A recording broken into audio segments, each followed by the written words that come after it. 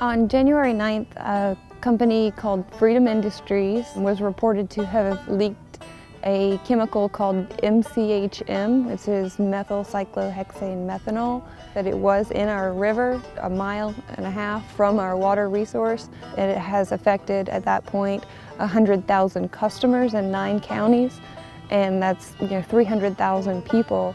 It seems at this point that this spill has now turned out to be the largest contamination of drinking water in U.S. history. I used it for 3 days and my skin was so dry. When I took my pants off, you could see literally my skin inside of my pants where I've been peeling all day. I've never felt like my lungs were being poisoned from cigarettes, like my lungs were being poisoned from the shower water. By the time we got out of the craft store, 2 hours after it was announced, all of the water in the city was gone. The January 9th chemical spill that released 10,000 gallons of MCHM is still affecting West Virginians all over the 9-county radius. I left her there back in the mountain to see the world, riches to gain. Oh, when I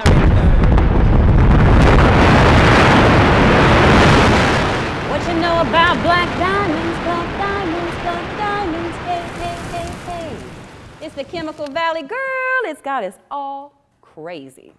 Got us looking to our roots, tangling and twisting all that good hair. Got us living to exist in third world United States, somewhere in the Middle East, just west by God and getting her done. Because we ain't got no choice, no time to wait for the next industry, and damn, stability's leaving town like rolling coal, and all we can do is stay and shelter in place. Just today, I caught a 3-eyed carp. Pollution versus the solution, that's the way DuPont do. A mountain, a river, a road, some rail, just click your heels 3 times and pretend that they city lights. This is the birthplace of our rivers and our water here on the East Coast, and we're seeing all of these valleys being filled in with heavy metals, with overburden, which is the top of these mountains, as well as all of the explosive and chemicals that are used to demolish these mountains as well, being put into these valleys and streams. We right now, as affiliates with Mountain Justice, are providing water here at the lawn of the governor's office.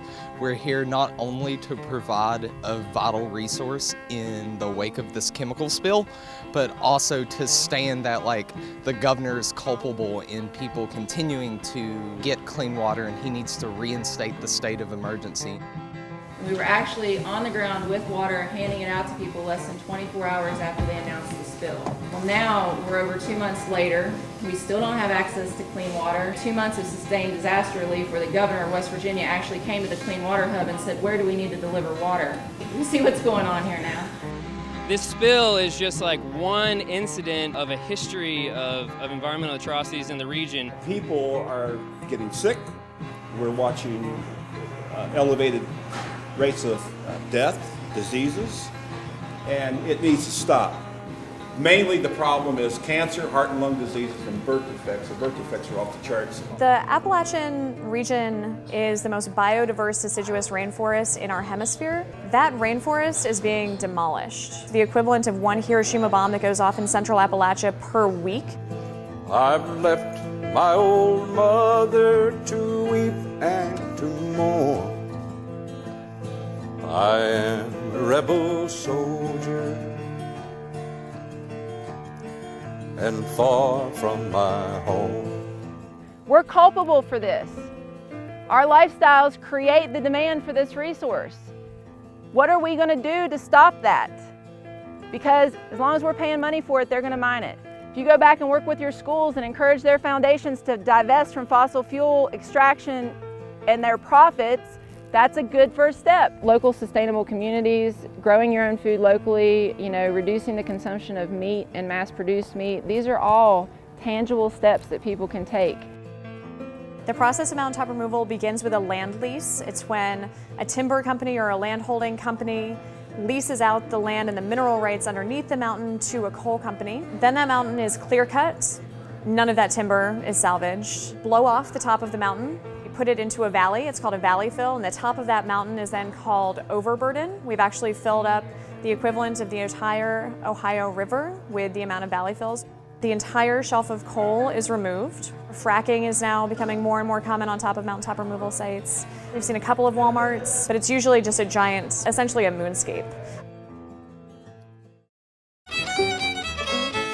Mountain Justice is an organization and a grassroots collection of folks that have been around for almost a decade. They've been fighting mountaintop removal and other forms of extractive industries, and they stand in solidarity with communities all around the world who are facing the effects of extreme extraction. Mountain Justice Spring Break is a week-long, essentially training camp framed around the spring break idea, where we have workshops, panel discussions, and culminating at the end of the week with some kind of direct action. And it's really an opportunity for folks to come to Appalachia to learn about extraction firsthand from local community members that are dealing with the effects of extraction.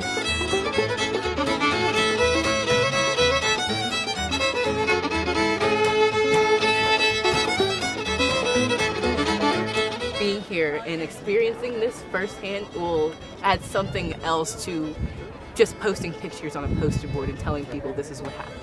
Now it can actually emotionally dictate to them, this is what we experience. Hopefully when they see that emotion in our faces, they can be like, this is real. This is not something we can just ignore. This is something that is happening and will continue to happen and has continued to happen for so long, and we have to step up and do something. It's an entirely different experience when you see firsthand what damage is being done to not only the environment but the people in these communities and the troubles that they have to face, and oftentimes that they have no choice in facing. It's a life-changing experience. I'm working with these folks trying to get Swarthmore College to divest its investments from fossil fuel companies. And I feel that on campus, the conversation can tend towards intellectual, jargony, finance talk, and it's really re-energizing and affirming to be in a space where this work is approached both from an intellectual space as well as an emotional space. Nobody really wants to sleep. Everybody is constantly socializing, thinking about actions. The general atmosphere feels very amicable and even more than that, just warm.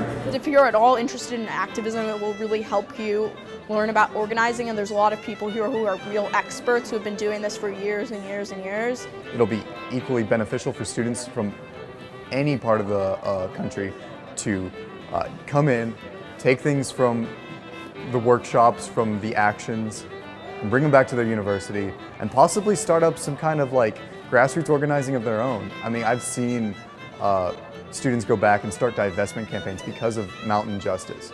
I've seen students come back from Mountain Justice and just get this great sense of hope and of change, and implementing that at their own university is a wonderful thing to see happen. Forever gone. Boom, boom! Them girls, them boys, them mountains explode. Thank you all.